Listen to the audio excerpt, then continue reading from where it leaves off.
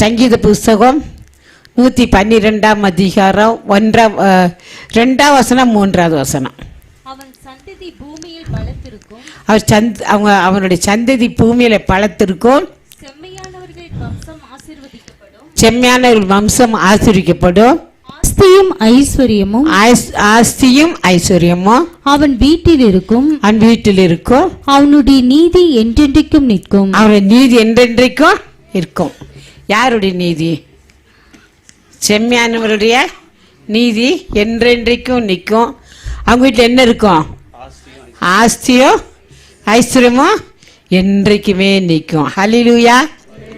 நம்ம இந்த புதிய ஆண்டுல செம்மையானவர்களை எங்களை மாற்றுன்னு சொல்லி நம்ம ஒவ்வொருவரும் கேட்கணும். தாவீராஜா கேட்டார், தேவனும் பிரியமான செய் எனக்கு போதியும் நீரே என் தேவன், உடைய நல்ல ஆவியால் என்னை செம்மையான பல் நடத்தும். வாசிங்க 143 சங்கீதம் 10 வசனம்.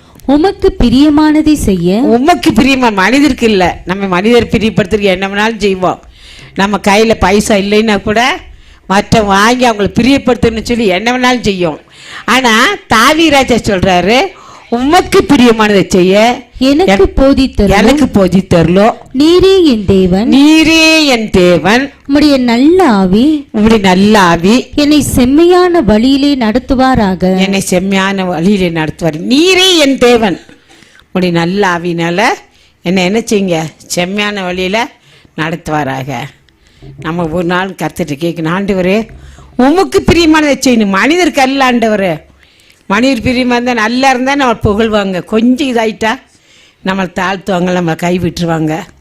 மனிதர் அதுதான் மனிதனுடைய சூழ்நிலை. அதனால் நம்ம என்ன கேட்கணும், தேவனை உமக்கு பிரியமானதை செய்யணும், உமக்கு பிரியமானதை செய்யணும், முன்பாக அப்பா உமக்கு பிரியமானதை செய்யணும். நீரே என் தேவன், நல்ல ஆவியை நான் செம்மையான வழியில் நடத்துவாராக. அதே மாதிரி செம்மையான வழியில் நடந்த ஒரு ராஜாவை நம்ம பார்க்குறோம். 2 ராஜாக்களின் புஸ்தகம் 18 அதிகாரம் 1-3 கேட்கலாமா? எந்த ராஜான்னு பார்க்கலாமா?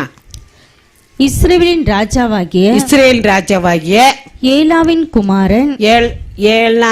குமாரன் ஓசியாவின் 3ஆம் வருஷத்திலே ஆகாஸ் என்னும் யூதாவுடைய ராஜாவின் குமாரனாகிய எசேக்கியா ராஜாவானார். பாத்தீங்களா, எசேக்கியா ராஜாவானார். அவன் ராஜாவாகிற போது 25 வயதாயிருந்து எருசலேமிலே 29 வருஷம் அரசாண்டான். சகரியாவின் குமார்த்தியாகிய அவன் தாயின் பேர் ஆபி. அவன் தன் தகப்பனாகிய தாவீது செய்தபடியெல்லாம் கர்த்தரின் பார்வைக்கு, மனிதரின் பார்வைக்கு அவர் என்ன செஞ்சாரா? கர்த்தரின் பார்வைக்கு செம்மையானதை செய்தான். கர்த்தருடைய பார்வைக்கு அவர் எப்படி செஞ்சாரு? செம்மையானதை செய்தார்.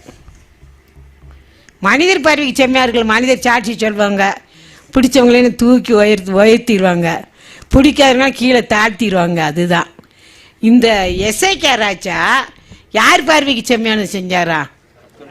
கர்த்தருடைய பார்வைக்கு செம்மையான செஞ்சார். அருமையான சகோதரியே, நம்ம இந்த ஒரே ஒரு வாழ்க்கை தான். இந்த வாழ்க்கையில் கர்த்தருக்கு செம்மையானதை செய்ய வேண்டும், கர்த்தருடைய பார்வையில் செம்மையானதை செய்ய வேண்டும்.